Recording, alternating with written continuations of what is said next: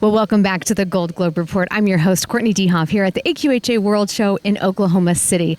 On today's show, I'm talking mindset with two AQHA exhibitors and 2021 National Finals Rodeo qualifiers, Junior Nogueira and Joseph Harrison. We're also crowning world champions in your English events.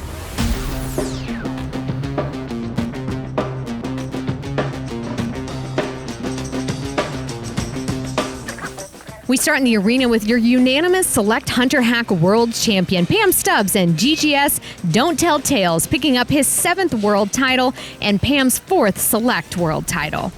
Well, he's very special. When I first saw him, he was only 3 years old, but I was looking for a maid horse. I wanted one I could step into the ring on, so I passed on him. And I kept thinking about him. And then when he was 5, I went back to the Congress just to watch. And I saw Lainey come in the ring on him, and I watched him jump the first jump, and I said, oh, I have to have that horse.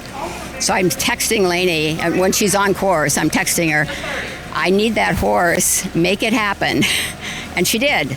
We also crowned your Amateur Hunter Hack World Champion, a repeat from 2020, picking up his 8th world title. It was a yawning Better by the Mint, or Murray as he's known, and his partner, Morgan Radikowski. He's my child. He's the most perfect horse. I love him to death.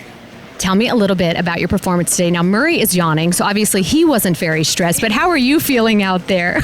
Once I get in the ring, I'm good, but everyone makes fun of me because I am nervous for weeks, and I get butterflies, and I eat, sleep, breathe horses, so every time I just am all anxious all the time, but once I'm in the ring and on his back, all the problems go away. Murray is always on pretty much. He is, if there's ever a mistake, 99% of the time it's my fault, so I know Murray's always got my back. Well, congratulations. You guys are world champions. Thank you. Well, 2 of our AQHA exhibitors are gearing up to head to Las Vegas for the National Finals Rodeo. PRCA team roper Junior Nogueira is sitting number 1 in the world in heeling. Making his 8th NFR appearance, I caught up with him to see if that number 1 spot means a target on his back or if it's the momentum he needs. I've been pretty blessed. This is my 5th time going in number 1.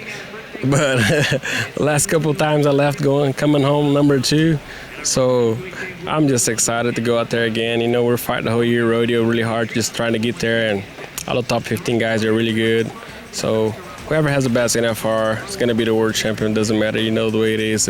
But the main goal is just to go over there, rope good, just do our job exactly what we do, me and my partner. And if we deserve to win, it's fine. If not, we're just looking forward to have a great NFR. Always humble. That's what we love about you. How is the feeling going in? Obviously, 2020 was a little bit of a wild year just with everything that was going on. Hopefully, it'll be a little bit more of a regular year this year. Does that take any pressure off on?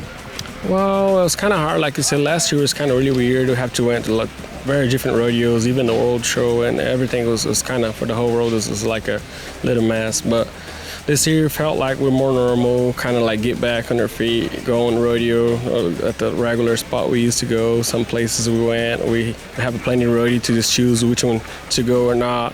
And we're feeling good. Our horse is doing really good. I got some really good horses. That's the reason we're here too. But I'm very blessed with some great horses. My partner roped them really good. So now we're just go home and just start getting prepared for the NFR. I posed a similar question to Joseph Harrison, who will be making his 5th NFR appearance. He will ride into Vegas, number 15 in the world in the heeling. You know, honestly, it really doesn't matter. They pay 2nd through 15th the same amount of money when we get there for showing up, and everybody's got the same chance at night. The only body that gets a bonus is the guy that goes in winning it. So it's about the same. And the go-rounds pay so good. I looked at it the other night. I'm only 2 go-rounds away from Junior.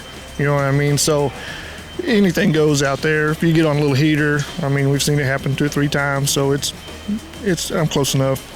You never know what's going to happen in Vegas. I want to ask a little bit about stamina when it comes to Vegas. You've got 10 days, 10 rounds. Obviously, you're there to rodeo, but y'all have a lot of appearances and things that you're required to do. I know last year was a little wonky with COVID. How do you just keep your energy up for that many days? Man, honestly, it ain't too bad as long as you don't go too buck wild at night. Guys just got to be a little bit conservative at night for the appearances the next morning and stuff. But it's not too big a deal. Everybody's real good for us, and if we overlap somewhere a little bit, nobody really gives us too much grief. And it's not too big a deal. And finally, inside the NORC, we crowned your amateur horsemanship world champion, Natalia Devincenti, and Moonlight Madness. Oh my gosh, Mooney, he's my soulmate. I could not love him anymore. He's so funny, and he's funny because he doesn't like everyone, so he's really attached to me, probably because I feed him cookies, but he loves me, and I love him so much. And I had him since he was 3, so I was kind of able to put all the buttons I wanted to put on him that I wanted to have, and it's just been like the best journey ever. I've been so blessed to be able to own such an amazing horse. A great partnership. Your world champions finally taking home that Gold Globe. Congratulations. Thank you. Well, this has been your Gold Globe Report. I'm your host, Courtney DeHaan. Be sure to tune in twice daily. We have so much more action ahead here at the Farnham AQHA and Adequan Select World Show. 6 days, in fact. We'll see you then.